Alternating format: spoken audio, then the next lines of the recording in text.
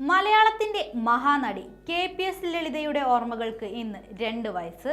വീട്ടിലോ അയൽപ്പക്കത്തോ ഉള്ള ഒരാൾ നമുക്ക് മുന്നിൽ നിന്ന് കരയുകയും ചിരിക്കുകയും ചുമയ്ക്കുകയും ചെയ്യുന്നത് പോലെയായിരുന്നു KPS ലളിതയുടെ അഭിനയം.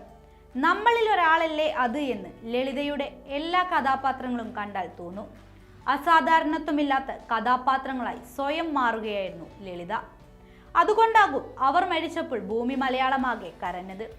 ആദ്യത്തെ കൺമണിയിലെ മാളവിക, വ്യജ്ഞാൻ കോളനിയിലെ പട്ടാളം മാധവി, കോട്ടയം കുഞ്ഞച്ചനിലെ ഏലിയാമ്മ, പിടക്കോഴി കൂവുന്ന നൂറ്റാണ്ടിലെ പുരുഷവിരോധിയായ സൂപ്രണ്ട്, ഗോഡ്ഫാദറിലെ കൊച്ചമ്മണി, വാൽക്കണ്ണാടിയിലെ കുട്ടിയമ്മ, അങ്ങനെ പ്രേക്ഷക ഹൃദയത്തിൽ കടന്നുകൂടിയ എത്രയെത്ര ലളിത കഥാപാത്രങ്ങൾ.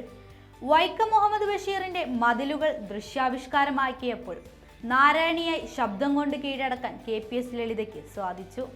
ബഷീറായി മമ്മൂട്ടി ജീവിക്കുമ്പോൾ ഒരു മതിലിനപ്പുറം നിന്ന് ശരീരമില്ലാതെ സന്തോഷവും സങ്കടവും വിരഹവും പ്രണയവും നാണവുമൊക്കെ മലയാളികളുടെ മനസ്സിലേക്ക് ഇടിച്ചിറക്കുകയായിരുന്നു.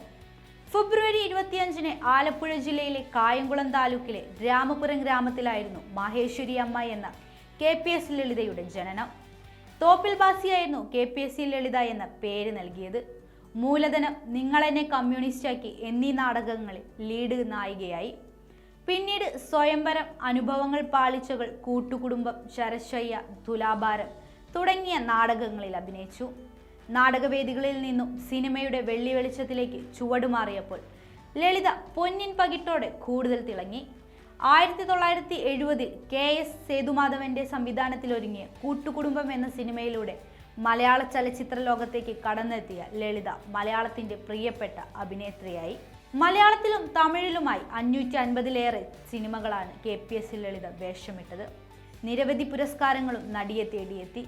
മികച്ച സഹനടിക്കുള്ള ദേശീയ പുരസ്കാരം 2 വട്ടം വാങ്ങിയ ലളിത സംസ്ഥാന ചലച്ചിത്ര പുരസ്കാരവും 4 പ്രാവശ്യം സ്വന്തമാക്കി.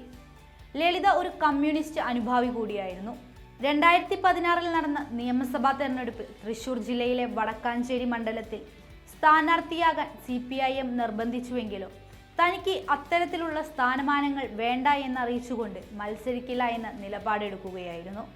തുടർന്ന് കേരള സംഗീത നാടക അക്കാദമി അധ്യക്ഷ സ്ഥാനം പാർട്ടി ലളിതയ്ക്ക് നൽകി.